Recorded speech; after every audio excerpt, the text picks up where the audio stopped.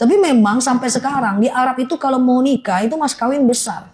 Itu 400.000 rial. Jadi kalau nikah dengan satu wanita di Arab itu menghabiskan uang 1 miliar.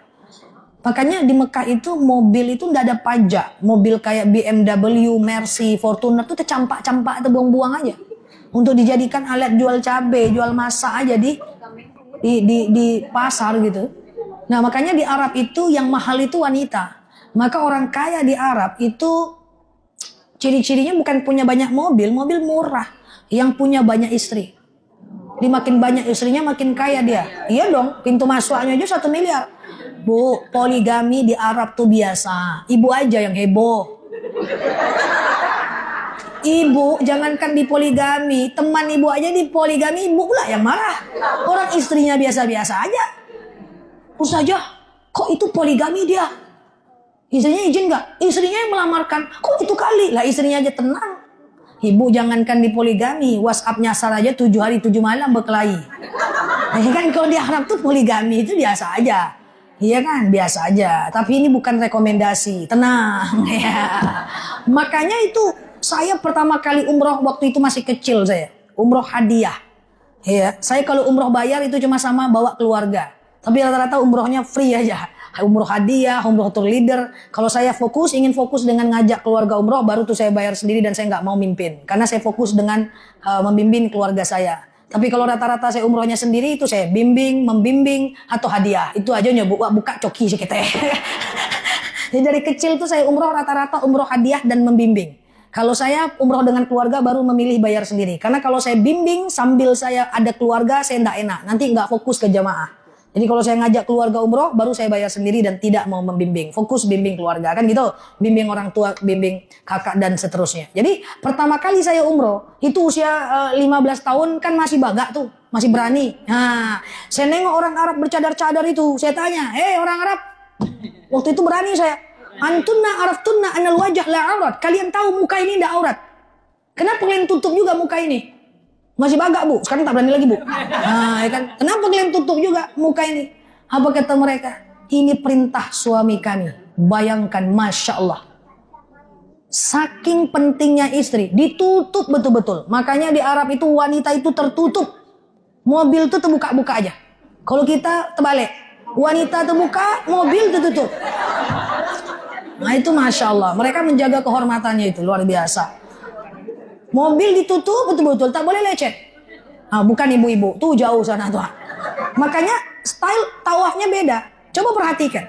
Kalau orang Indonesia yang tawaf, enggak semuanya, sebagian. Pak, pegang ibu pak. Kita udah, saya sendiri, bapak ibu 40 orang, pegang pak. Dipegangnya, iya ustazah. Apa yang dipegangnya? Kelingkiang dipegang itu buah.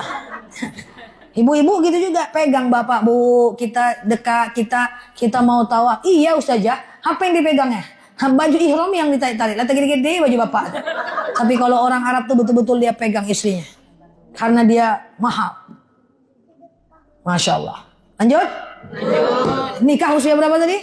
25. Apakah sudah diangkat jadi Rasul? Usia berapa diangkat jadi Rasul? 40. Jadi waktu usia 25 tahun masih Nabi. Belum berdakwah tapi sudah membawa kebaikan. Tapi belum ada kewajiban dakwah karena Al-Quran belum turun. Usia 40 tahun diangkat menjadi Rasul. Berarti coba hitung. Berapa lama Khadijah menemani Rasul sebelum diangkat jadi Rasul? 15 tahun. Berarti memang Khadijah itu menemani Rasulullah betul-betul dari nol. Memang betul-betul kayak pom bensin. Kita mulai dari nol ya bu. Dari karyawan jadi istri sebagai nabi di usia 40 tahun. Sampai usia 40 tahun. Dan saya pengen sampaikan satu fakta sejarah. Sampai Khadijah usia 55 tahun. Saat itu Rasulullah usia 40 tahun. Waktu itu belum ada musuh. Abu Lahab, Abu Sufyan, Abu Jahal, Abu. Itu adalah kawan dagang mereka. Belum ada musuh. Dan waktu itu Khadijah kaya sekali bu. Kaya sekali. Ibu kalau pergi ke kota Mekah. Di belakang rumah Rasulullah yang tadi saya sebutkan. Itu ada pasar seng zaman dulu. Sampai kalau ibu sekarang nginap di hotel bintang 3. Salah satunya hotel Al-Massa. Itu sampai 2 kilo ke atas itu semua adalah tanah Khadijah. Sepertiga kota Mekah itu adalah tanahnya Khadijah. Saking kayanya pada masanya. Akhirnya usia 40 tahun Rasulullah mulai bingung. Ini kok kawan-kawanku si abu-abu menyembah berhala ini. Mereka kok menyembah berhala. Akhirnya Rasulullah SAW menyembunyikan dirinya. Dia tinggalkan jualannya, jalan kaki dia ke Jabal Nur, naik dia ke Gua Hira. Dari rumah beliau ke Jabal Nur 7 km. Lalu beliau naik ke atas tanpa izin Khadijah, naiklah ke Gua Hira. Dia pusing gitulah ibaratnya, pengen sendiri karena dia lihat kawan-kawannya pada menyembah berhala semua, si abu-abu tadi. Bayangkan itu di Gua Hira. Saya sudah naik ke Gua Hira juga. Jadi dari hotel ke Jabal Nur naik ke Gua Hira itu macam cuma 2,5 jam. Saya kira Gua Hira itu sekedar ini ada Jabal Nur, di atasnya ada gua. Tidak sesimpel itu. Naik ke atas 2,5 jam, pas di ujungnya belum ketemu lubang guanya. Pas naik ternyata lubangnya di bawah. Jadi harus jungkil balik ke bawah untuk masuk ke Gua Hira. Atau lewat tembus sini, tapi kalau BB 80 kilo tidak bisa tembus. Masuk ke Gua Hira itu menangis kita, Rasulullah 3 hari 3 malam di situ.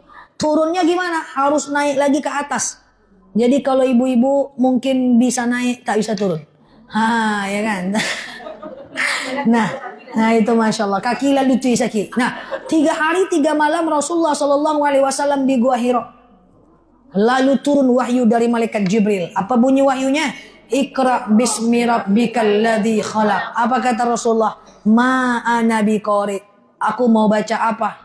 Karena itu malaikat Jibril turun wahyu, Rasulullah ketakutan. Tentu yo takui mak, sendiri dalam lubang tadanga suara. Takui kan mak? Bu, Al-Quran ini bu, ini 30 juz, 6.666 ayat. Ini turunnya pelan-pelan bu, 23 tahun lamanya bu. 13 tahun turunnya di Mekah bu, 10 tahun turunnya di Madinah bu. Dari usia 40 sampai 63 tahun, ya dong. Kan 40 tadi ayat pertama, Rasulullah meninggal usia 63. Ini namanya kalau di Mekah surat Makkiyah, di Madinah suratnya Madaniyah. Ini ketika wahyu turun pelan-pelan angsur-angsur. Bukan Rasulullah kayak gini. Hei besti, wahyu turun. Nggak gitu bu. Wahyu ini turun bu. Kadang-kadang gorencingan lonceng peka ke telinganya. Kadang-kadang Jibril ngomong dari bukit-bukit. Kadang-kadang langit seakan-akan terbelah. Takut bu. Ngeri itu, Rasulullah itu tak mudah bu. Maka kita cuma bacanya aja payahnya luar biasa. Bayangkan ada wahyu yang turun lagi sholat. Ibu kalau pergi ke Mekah Madinah ada namanya Masjid Qiblatain, Masjid 2 kiblat. Rasulullah sholat asar di situ. Allahu Akbar. Baru 2 rakaat turun wahyu. Lagi sholat turun wahyu. Qad nara taqalluba wajhika fis sama falanwalliyannaka qiblatan tardaha fawalli wajhaka syatral masjidil haram. Salat baru 2 rakaat turun wahyu. Perintah Allah, hadapkan mukamu ke Masjidil Haram. Tadinya kiblat kan ke Aqsa bu. Lalu tadinya kiblat pertama orang Islam kan ke Aqsa. Lagi salat turun wahyu. Fawalli wajhaka syatral Masjidil Haram. Hadapkan mukamu ke Masjidil Haram. Lagi sholat apa nggak bingung? Aku lagi sholat nih ke Aqsa, suruh pula menghadap ke Masjidil Haram. Kira-kira kalau ibu di posisi itu apa yang ibu pikirkan? Bingung bu. Ibu jangankan lagi sholat wahyu turun, lagi sholat paket. Bingung ibu, ini berhenti atau enggak? Berhenti atau enggak? Bingung ibu. Coba nggak kasihannya kita dengan Rasulullah itu? Ya kan? Paket, pening ibu. Nah itu bayangkan. Akhirnya Rasulullah pindah ke Masjidil Haram. Jadi 4 rakaat 2 kiblat. Makanya namanya kiblatain. Sejak itulah berpindah kiblat kita dari Aqsa ke Haram.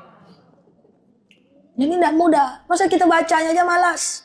Sementara Rasulullah itu luar biasa. Dah setelah itu menggigil kan. Iqra bismi rabbikal ladzi khalaq. Bingung Rasulullah ini. Turun dia menggigil dia. Nyampe ke rumah Khadijah. Pergi nggak izin, hilang 3 hari, pulang mendemam. Apa kata Rasulullah? Diselimutinya lah. Khadijah menyelimuti Rasulullah. Kira-kira suami ibu pergi 3 hari, pergi tak izin, pulang menggigil, ibu apakan? Diselimutin. Masya Allah.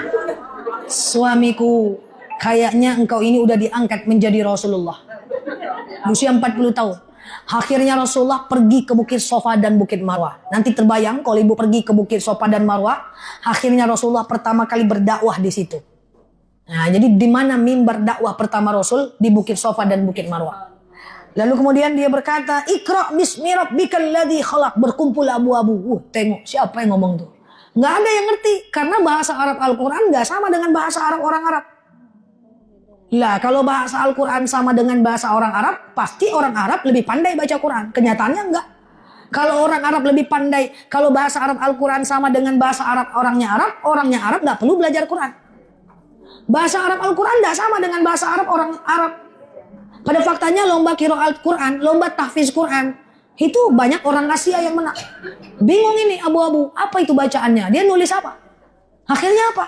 Akhirnya Rasulullah difitnah tukang sihir, orang gila, penyair sihir, penyair gila. Sejak usia 40 tahun barulah drama kehidupan berlangsung. Yang tadi kawan menjadi lawan karena Rasulullah berdakwah. Apa yang dilakukan Rasulullah? Dia dihina, dicaci maki, difitnah. Cuman Rasulullah itu nggak kayak kita. Rasulullah itu kalau dihina, dicaci maki, dia itu biasa aja. Akhirnya dihina, difitnah, santai aja Rasulullah. Rasulullah tuh punya prinsip, kalau ada orang yang tidak suka dengan dia, bukan orang itu jahat, tapi orang itu belum kenal aja siapa dia. Jadi ibu pakailah gaya Rasulullah. Kalau ada orang-orang yang tidak suka dengan kita, kita bilang apa? Dia bukan jahat, dia cuma nggak kenal siapa saya. Slebeo. Gitu kan? Nah, gitu. Masya Allah. Ya. Lalu apa yang terjadi setelah itu? Setelah itu ada dihina, nggak bisa, difitnah, nggak bisa, dicari cara yang keempat. Cara kedua apa? Pengen dibunuh. Siapa yang pengen bunuh waktu itu? Umar bin Khattab. Waktu itu belum masuk Islam. Apa kata Umar? Waktu itu belum masuk Islam. Hei Abu Lahab, Abu Sufyan, Abu Jahal, Abu. Aku akan penggal kepala Muhammad, aku bawa ke tengah-tengah kalian. Umar ini bagak berani dia. Sampai udah masuk Islam pun dia berani. Sikit-sikit penggal, sikit-sikit penggal. Setelah masuk Islam, ada orang Arab Badui kencing di tangan Rasulullah. Ya Rasulullah, saya penggal kepalanya. Kata Rasul, jangan Umar, ini orang cuma belum paham. Dia anak kecil. Ada orang Arab Badui kencing di masjid, apa katanya? Saya penggal kepalanya. Jangan ya Umar, itu orang belum paham. Jadi Umarnya si penggal-penggal. Kalau ada suami ibu asli penggal-penggal, Umar lah tuh. Nah, ini pemberani dia. Pemberani dia. Lalu kemudian Umar bin Khattab jalan nih ke rumah Rasulullah, bawa pedang, pengen bunuh Rasulullah. Apa kata orang Yahudi di tepi jalan? Hei Umar, ila aina ant? Kau mau kemana? Aku pengen penggal kepala Rasulullah. Ngapain kau penggal kepala Rasulullah? Adik kandung kau aja dan adik iparmu sudah masuk dalam Islam. Marah dia sama adiknya, dia putar ke rumah adiknya. Dia dengar adiknya membaca surat Toha ayat 1 sampai 14, jatuh pedangnya, masuk Islam dia karena dia nggak ngerti itu ayat apa. Ini bukti bahwa Arab Al-Quran tidak sama dengan Arab orangnya Arab. Masuk Islam dia. Singkat cerita abu-abu bingung. Wah ini gimana ceritanya nih? Dia difitnah, nggak bisa dibunuh, yang membunuh pula masuk Islam. Akhirnya Abu Lahab, Abu Sufyan, abu-abu, lalu kemudian membuat negosiasi. Dipanggil Rasulullah pelan-pelan. Muhammad, come here, sini. Santai aja Muhammad. Ada apa abu-abu? Begitulah lebih kurang. Kita ini dulu berkawan, sekarang kita ribut aja, saling menghina. Sekarang gini aja lah Muhammad. Yang udah masuk Islam, biarkan masuk Islam. Yang belum masuk Islam, jangan kau suruh-suruh lagi masuk Islam. Caranya gimana kata Rasulullah? Kata Rasulullah, apa kata abu-abu? Gini aja lah. Sehari kau sembah Tuhan kami, sehari kami sembah Tuhanmu. Sehari kau sembah Tuhan kami, sehari kami sembah Tuhanmu. Apa kata Rasulullah? Oh tidak bisa, oh tidak bisa. Akhirnya dinaikkan negosiasi. Kalau gitu gini aja kata abu-abu. Sehari kau sembah Tuhan kami, setahun kami sembah Tuhanmu. Rasulullah sempat tergiur dan ragu. Bergetar lututnya, langsung turun wahyu. Jadi kalau Rasulullah itu ragu, langsung turun wahyu. Kalau kita ragu, tak turun-turun si wahyu itu. Apa bunyi wahyunya? Qul ya ayyuhal la a'budu ma wala antum abiduna ma wala ana abiduna ma lakum dinukum. Bagimu agamamu, bagiku agamaku. Gagal. Akhirnya dipakai cara yang keempat. Dan cara ini yang paling menyiksa Rasulullah. Dan inilah yang membuat Rasulullah miskin. Biar tahu nih, jangan membahas sejarah Rasul langsung Rasulullah miskin. Tidak bisa. Apa itu? Dengan diboykot. Tadi kan Rasulullah dan Khadijah punya dagangan. Orang Yahudi tidak boleh belanja lagi ke dia. Dan kita mau jualan tidak boleh ngambil lagi barang ke orang Yahudi. Boykot itu terjadi 3 tahun. Tentu bangkrut bu. Ibu tidak usah 3 tahun lagi dagangan ibu diboykot. Tutup aja seminggu jualan tuh bu. Panjang kapal bu. Ya, ini 3 tahun. Banyak orang yang mati kelaparan. 300 orang kaum muslimin mati kelaparan saat itu. Dan akhirnya Khadijah mendadak menjadi miskin. Wanita nomor 1 paling kaya di kota Mekah menjadi wanita miskin ketika akhir usianya. Ketika Rasulullah pulang, istriku, kenapa kau lemah? Aku nggak makan ya Rasulullah. Bukankah aku tinggalkan makanan, aku berikan makanan kepada orang yang membutuhkan. Kenapa kau tak minta makan kepada aku? Ya Rasulullah, kalau kau kasih aku terima, kalau kau tak kasih aku tak minta. Lah kenapa engkau tak minta makan kepada sahabatku? Aku tidak mau minta karena aku takut kau tak dihargai oleh mereka. Ya Rasulullah, aku akan meninggal. Anak kita sudah habis, hartaku sudah habis. Andaikan aku mati nanti ya Rasulullah, andaikan kuburanku sudah kering, dagingku udah habis, kau gali kuburanku ya Rasulullah. Kau ambil tulang belulangku dan kau jadikan senjata untuk berperang menebus dada orang Yahudi. Bayangkan, Khadijah ini istri yang paling dicintai oleh Rasulullah. Tapi kalau dalam lagu yang paling dicintai adalah Aisyah. Aisyah hidupnya enak, Bu. Aisyah itu bapaknya Abu Bakar. Oh, udah orang kaya. Aisyah itu membersamai Rasulullah. Itu udah di kota Madinah, Rasulullah udah bagus hartanya. Aisyah itu punya pembantu banyak. Riwayat mengatakan 9. Ibu punya pembantu berapa? Oh, ibu pembantunya. Tapi Khadijah menemani Rasulullah jadi karyawan Nabi dan Rasulullah. Sampai akhirnya meninggal dunia. Bayangkan di kota Mekah tak ada orang yang segan. Orang segan dengan Khadijah karena orang kaya. Tapi Khadijah meninggal. Bayangkan perasaan Rasulullah. Saking bagusnya Khadijah. Aisyah itu cemburu dengan Khadijah. Aisyah itu pencemburu, Bu. Jangankan orang hidup, orang meninggal aja dia cemburui. Jadi kalau ada ibu pencemburu, Aisyah lah tuh, Mak. Nah, itu Aisyah ya. Orangnya lemah, Bu. Tapi Aisyah tuh pintar. Ahli perang, baga, nggak menye-menye. Kapan kita cerita tentang Aisyah. Tapi yang pengen saya ceritakan, meninggal Khadijah, nangis Rasulullah. 6 bulan setelah itu meninggal Abu Thalib. Bayangkan itu. Dah, siapa lagi? Makin beranilah orang Yahudi ingin membunuh Rasulullah. Kabur ke kota Taif. Kabur nih ke Taif. Di Taif rupanya lebih jahat lagi. Taif yang dulu, jangan yang sekarang. Kalau sekarang ibu ke Taif, jangan ibu bilang pula, oi jahe. Jangan. Dulu. Rasulullah itu datang ke kota Taif sanggupnya cuma seminggu. Dilempar pakai tai unta, kemudian dilempar pelipisnya, berdarah sampai kakinya. Jibril marah. Apa kata Jibril? Ya Muhammad, kau angkat tangan kau ke langit sekarang juga. Kau minta kepada Allah agar aku balikkan Taif ini, aku hancurkan negeri ini. Pasti aku akan kerjakan, tapi kau doa dulu. Gitu kata Jibril. Saking malaikat marah. Lalu Rasulullah angkat tangannya. Rabbi ja'al haza baladan aminan warzuq ahlah minat thamarat. Ya Allah, berikanlah bukit Taif ini bukit yang aman. Berikan mereka makanan dari segala macam buah-buahan. Ya, jangan ikut apa kata Jibril ya Allah. Orang Taif bukan jahat, tapi mereka cuman belum paham. Apa kata Jibril lebih kurang? Lain yang kusuruh, lain yang kau buat. Tapi secara fakta Taif sekarang buah-buahan banyak murah. Kacang-kacangan banyak murah. Berkah karena doa baginda Nabi. Masya Allah. Tidak tahan balik lagi ke kota Mekah. Nyampe di kota Mekah, singkat cerita pengen dibunuh. Terbukalah berita Rasulullah akan dibunuh. Lalu Ali bin Abi Thalib bilang, aku akan gantikan tempat tidurmu ya Rasulullah. Abu Bakar bilang, aku akan temani engkau hijrah ya Rasulullah. Apa yang terjadi? Mekah Madinah itu 450 km. Dari sini ke Padang lebih kurang. Di Bukit Tinggi baru 300 kilo. Nah, lebih kurang lah ya, 450 km.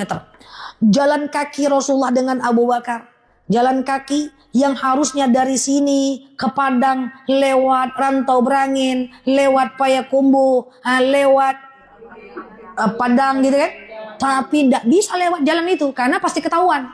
Akhirnya berputar ke jalan Pasir Pengarayan. Nah, jadi harus mutar, Bu. Kalau nggak ketahuan, ayo jelas. Jalan kaki. Harus mengelabui musuh, berputar jalannya. Di tengah jalan kecapean, akhirnya serondok masuk ke gua Bukit Sur. Saya sudah naik juga ke Bukit Sur. Nah, jadi itulah, saya suka naik gunung, tapi gunung-gunung kayak gitu aja saya naik. Singgalang lalu lema, ya kan? Rencananya lebaran bego ya. Nah, jadi naik ke Bukit Sur.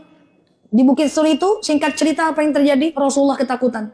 Abu Bakar menemani. Rasulullah capek, dia tidur di paha Abu Bakar. Ketika tidur di paha Abu Bakar, cerita yang pernah kita tahu. Lalu kemudian jempol kaki Abu Bakar tersengat binatang berbisa. Abu Bakar tahan sampai menggigil. Akhirnya tidak tahan sakit, menetes air matanya jatuh ke kening Rasulullah. Rasulullah terbangun. Ya Abu Bakar, kenapa engkau menangis? Aku melihat engkau begitu nyenyak tidur ya Rasulullah. Maka aku tadi kesengat binatang berbisa dan kesakitan sehingga aku menangis. Apa kata Rasulullah? La takhaf wa la tahzan, innallaha ma'ana. Jangan kau takut, Allah bersama kita. Sebagai penutup, nyampailah mereka ke Masjid Quba. Sampailah mereka ke kota Quba. Jadi kalau ibu pergi umroh, Quba itu pinggiran kota Madinah. Perbatasan. Ibaratnya kayak Uwinawa lah. Rimbo panjang. Lalu sampai ke kotanya lah. Lalu Rasulullah menginap di situ 3 hari. Dan itu tadinya adalah kampung Quba. Tadinya itu adalah semacam kebun kurma. Punya 2 orang anak muda. Dan akhirnya diwakafkannya, dibangunlah Masjid Quba di situ. Rasulullah tidur, makan, minum, mandi di situ 3 hari 3 malam. Nanti kalau ibu pergi umroh, coba lihat di belakang Masjid Quba, jalan sedikit masih ada tempat pemandian Rasulullah di situ. Masih mengalir airnya, tapi kadang tutup, kadang buka. Dan ketika Rasulullah menginjakkan kaki di kota Madinah, saat itulah 1 Muharram. Berarti besok Jumat adalah tahun pertama di mana Rasulullah menginjakkan kakinya di kota Madinah. 13 tahun dakwah nggak sukses, pindah ke kota Madinah, 1 tahun sukses. Masya Allah. Nggak mungkin saya lanjutkan ceritanya. Kalau saya lanjutkan besok pagi kita baru pulang. Tapi ini yang ingin saya sampaikan, sejarah yang selama ini jarang dibahas. Karena orang banyak potong-potong sejarah. Betul ya? Kalau ibu suruh baca sirah sendiri, nggak nampak lo mato. Nah, ya kan, saya ceritakan itu, nanti bulan depan kita sambung lagi. Semoga dengan kita tahu ini, kita semakin ngerti, semakin sayang, semakin cinta kepada Rasulullah. Yang malas-malas kerja, ingat Rasulullah itu kerjanya 4 negara. Yang malas-malas, yang selalu ingat ujian Allah, ingat ujian Rasulullah sampai pengen dibunuh waktu kecil, mak bapaknya udah nggak ada. Yang suka mengingat-ingat ujian banyak, ujian hidup banyak, ujian banyak, nggak ada yang sebanyak ujian Rasulullah. Gitu cara kita berpikir, tujuan kita membahas sejarah itu. Makanya digitukan oleh Allah Rasulullah supaya menjadi iktibar bagi kita semuanya. Amin, Allahumma amin. Lanjutkan pengajian ini, kurs ini menyantuni anak yatim. Kalau mau ketemu dengan Rasulullah nanti di surga, ana wa kafilul yatim kal hatain. Saya dengan orang yang menyantuni anak yatim nanti deketan di surga. Ambil kesempatan ini di pengajian ini, santuni anak yatim sebanyak-banyaknya. Biar ketemu dengan Rasulullah. Tapi jangan tanya nanti, di mana pohon patangnya Rasulullah? Wallahu a'lam bishawab. Ala hazini al-Fatihah.